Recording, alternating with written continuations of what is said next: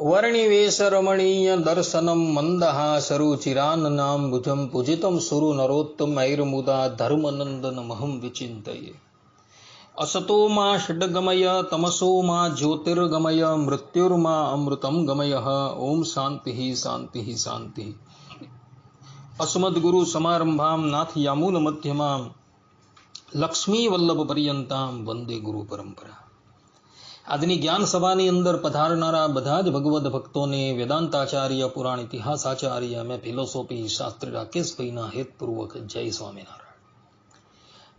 ભક્તો, વિશિષ્ટાદ્વૈત મતના ક્રમિક પ્રવચનની અંદર ગયા વખતના વિશિષ્ટાદ્વૈત મતના પ્રવચનની અંદર આપણે બધા રામાનુજાચાર્યજીએ પ્રતિપાદન કરેલો વિશિષ્ટાદ્વૈત મત છે એ જ મત સ્વામિનારાયણ સંપ્રદાયના વિદ્વાનોને અક્ષરે અક્ષર માન્ય છે એ સંબંધમાં આપણે વાત શ્રવણ કરતા હતા।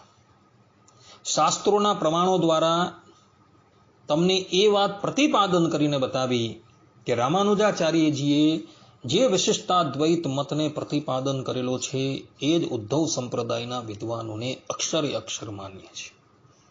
આ પ્રમાણેની વસ્તુ સ્થિતિ હોવા છતાં પણ સંપ્રદાયના કેટલાક કુતાર્કિકો જે છે એ આ બંને સંપ્રદાયે પ્રતિપાદન કરેલા વિશિષ્ટાદ્વૈત મતની અંદર કુતર્ક કરી રહ્યા છે અને એ કુતર્કોનો આપણે બધાએ વિચાર કર્યો અને શાસ્ત્રો અનુસાર એ બધા જ કુતર્કોનો પરિહાર કરેલો હતો। પુનઃ એ જ ચર્ચા જે છે એ આપણે અગાડી વધારીએ છીએ। તો ઉદ્ધવ સંપ્રદાયના કેટલાક તાર્કિકો જે છે એવો રામાનુજ સંપ્રદાયે અને સ્વામિનારાયણ સંપ્રદાયે જે સેવારૂપી મુક્તિ માનેલી છે એમાં પણ તર્ક કરતા કહે છે કે રામાનુજે તો જ્ઞાનરૂપ મુક્તિ માનેલી છે અને ઉદ્ધવ સંપ્રદાયે તો જ્ઞાનરૂપ મુક્તિ નથી માની પરંતુ ભક્તિરૂપા પ્રપત્તિરૂપા મુક્તિ માનેલી છે।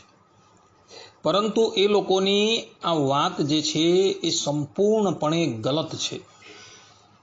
રામાનુજે તો સેમોશી ભક્તિરૂપા એમ શાસ્ત્રોમાં જે મોક્ષ સાધન કહેલું છે તે કેવલ શુષ્ક જ્ઞાન નહીં પણ તે ભક્તિ રૂપાપન્ન હોવું જોઈએ। એમ જ્ઞાનનું ભક્તિમાં પર્યાવસાન માનેલું છે।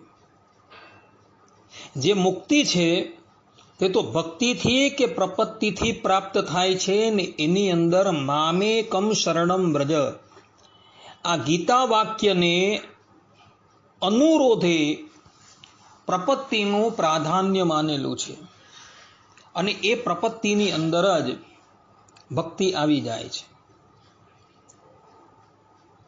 અહીં જે જ્ઞાન કે પ્રપત્તિ કે ભક્તિ કહી છે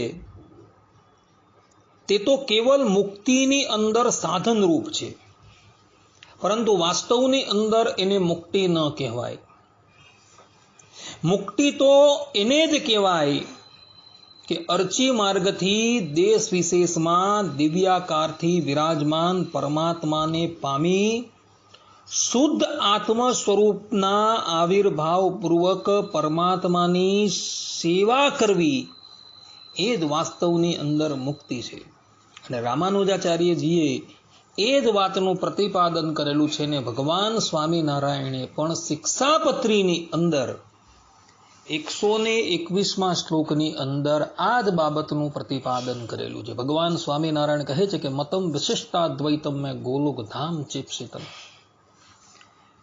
તત્ર બ્રહ્માત્મના કૃષ્ણ સેવા મુક્તિશ્ચ ગમ્યતામ। અર્થાત કે અમારો મત જે છે એ વિશિષ્ટાદ્વૈત છે એમ જાણવું અને અમને પ્રિય એવું જે ધામ તે ગોલોક છે એમ જાણવું અને તે ધામને વિશે બ્રહ્મરૂપે કરીને જે શ્રી કૃષ્ણ ભગવાનની સેવા કરવી તે અમે મુક્તિ માની છે એમ જાણવું। અહીં ભગવાન સ્વામિનારાયણે પણ સ્પષ્ટ રૂપે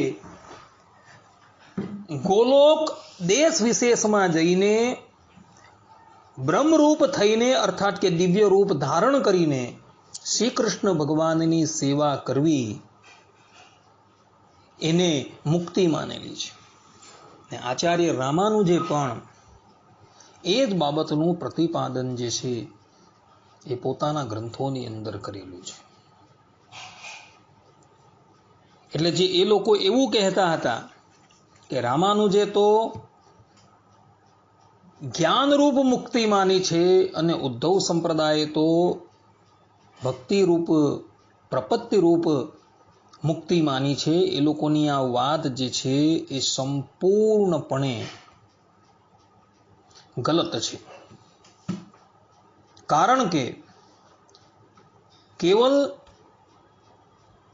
શુષ્ક જ્ઞાનથી કંઈ પણ દાડો વળવાનો નથી. એ જ્ઞાન જે છે એ ભક્તિ રૂપ હોવું જોઈએ અને એ જ્ઞાન જે છે એ જ્ઞાન ભક્તિની અંદર જ પર્યાવસાન માનવામાં આવેલું છે. અર્થાત કે રામાનુજે એ જ્ઞાનને ભક્તિ રૂપ જ કહેલું છે. એટલે જે લોકો આ પ્રમાણેનો તર્ક કરે છે કે રામાનુજે જ્ઞાનરૂપ ભક્તિ માનેલી છે અને ઉદ્ધવ સંપ્રદાયે તો ભક્તિ રૂપા પ્રપત્તિ રૂપા મુક્તિ માનેલી છે, એ લોકોની આ વાત જે છે એ સંપૂર્ણપણે ગલત છે. કારણ કે રામાનુજે જ્ઞાનને જ ભક્તિ કહી દીધેલું છે.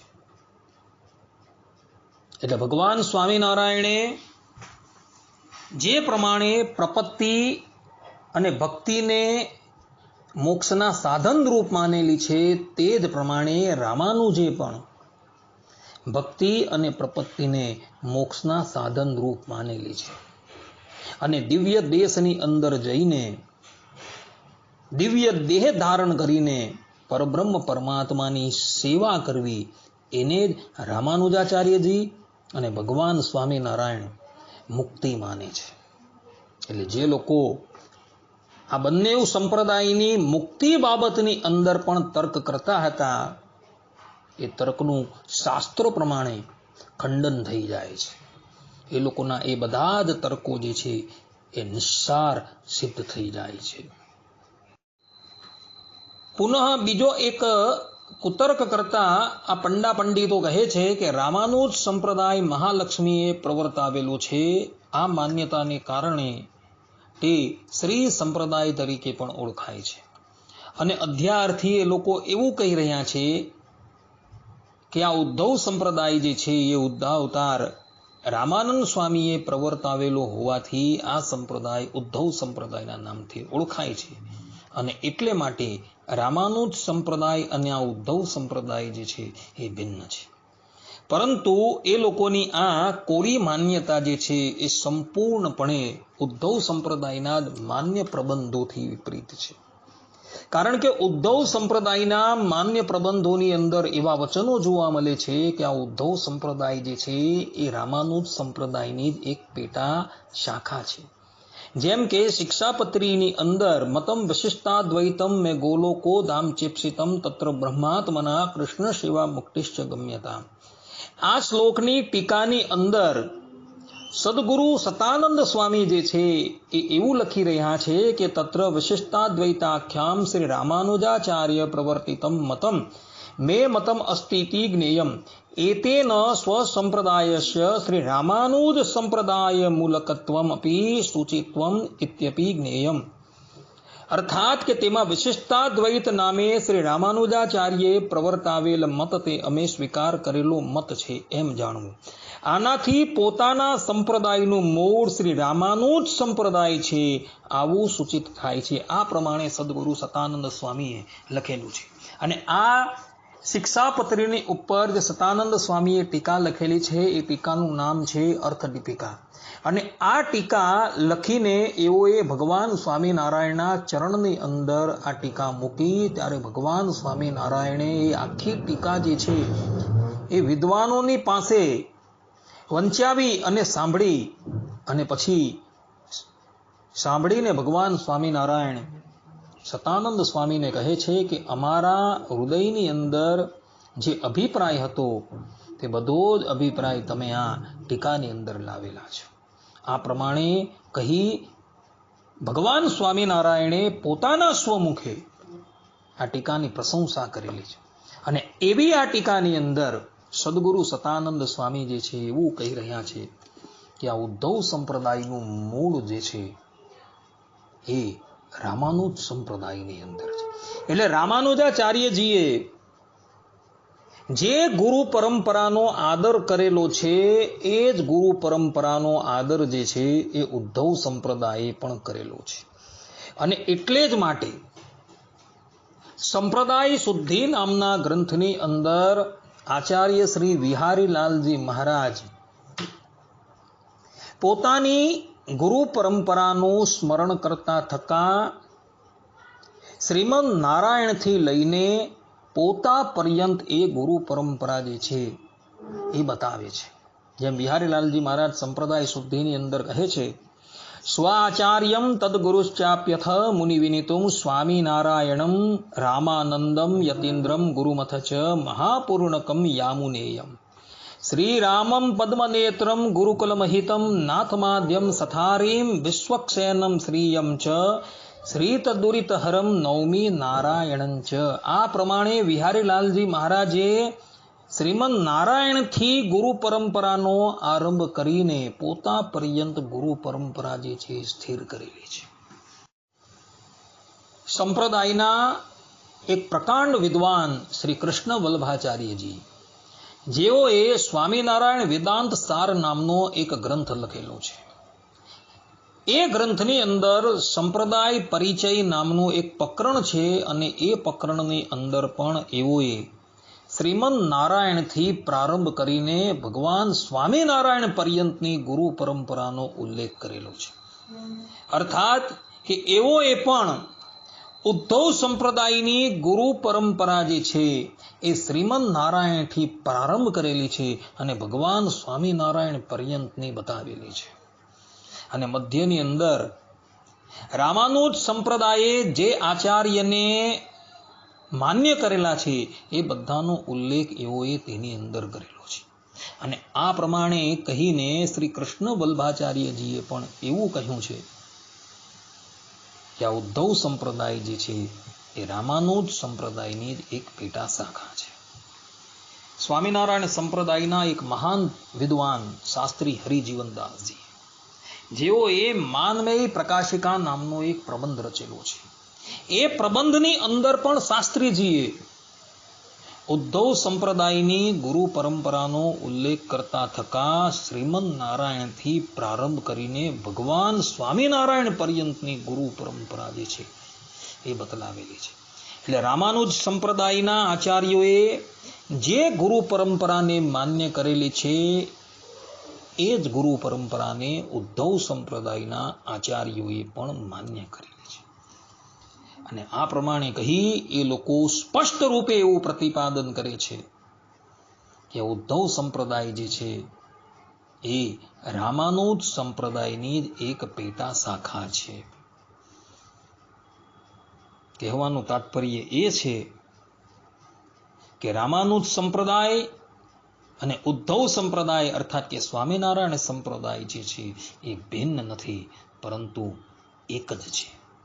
કારણ કે સ્વામિનારાયણ સંપ્રદાયનું મૂળ જે છે એ રામાનુજ સંપ્રદાય છે અને રામાનુજ સંપ્રદાયની એક પેટા શાખા જે છે એ આ ઉદ્ધવ સંપ્રદાય છે. એટલે જે લોકો એવું કહી રહ્યા હતા કે રામાનુજ સંપ્રદાય મહાલક્ષ્મીએ પ્રવર્તાવેલો છે, આ માન્યતાને કારણે તે શ્રી સંપ્રદાય તરીકે પણ ઓળખાય છે. અને અત્યારથી એ લોકો એવું કહી રહ્યા હતા કે આ ઉદ્ધવ સંપ્રદાય ઉદ્ધવાવતાર રામાનંદ સ્વામીએ પ્રવર્તાવેલો હોવાથી આ સંપ્રદાય ઉદ્ધવ સંપ્રદાયના નામથી ઓળખાય છે. આ પ્રમાણે કહી એ લોકો આ બંને સંપ્રદાય વચ્ચે ભેદ બતાવતા હતા. તે લોકોની બધી જ માન્યતા જે છે આ શાસ્ત્રોના વચનથી ખંડિત થઈ જાય છે. અને આ શાસ્ત્રોના વચનથી એવું પ્રતિપાદન થઈ જાય છે કે આ ઉદ્ધવ સંપ્રદાય જે છે એ રામાનુજ સંપ્રદાયની જ એક પેટા શાખા છે. કારણ કે ઉદ્ધવ સંપ્રદાયના વિદ્વાનોએ પોતાની ગુરુ પરંપરા જે છે એ શ્રીમદ નારાયણથી પ્રારંભ કરીને ભગવાન સ્વામિનારાયણ પર્યંતની સ્થિર કરેલી છે. એટલે જે પંડિતો કોરા તર્ક કરીને આ બંને સંપ્રદાય વચ્ચે ભેદ બતાવવાનો પ્રયાસ કરે છે એ લોકોની બધી જ માન્યતા છે એ ગલત છે. માટે સંપ્રદાયના મુમુક્ષુ આવા કુતાર્કિકોની વાત પર ક્યારેય પણ વિશ્વાસ કરતા નહીં. આપણા સંપ્રદાયના માન્ય પ્રબંધો જે છે એ એક સુરે કહે છે કે આ ઉદ્ધવ સંપ્રદાયનું મૂળ જે છે એ રામાનુજ સંપ્રદાય છે.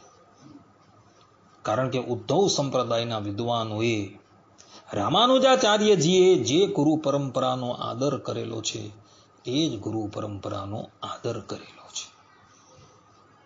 માટે ભક્તો એવા કુતાર્કિકોની માન્યતાની અંદર આવી ન જતા આ ઉદ્ધવ સંપ્રદાય જે છે એ રામાનુજ સંપ્રદાયની જ એક પેટા શાખા છે એટલું મનની અંદર નિશ્ચય કરી લેજો.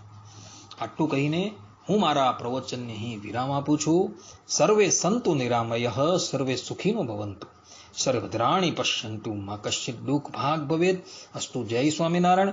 હવે પછીના પ્રવચનની અંદર પણ આપણે આ જ વાત જે છે એ અગાડી વધારશું. ત્યાં લગીન બધા જ ભગવદ ભક્તોને હેતપૂર્વક જય સ્વામિનારાયણ, જય સ્વામિનારાયણ, જય સ્વામિનારાયણ.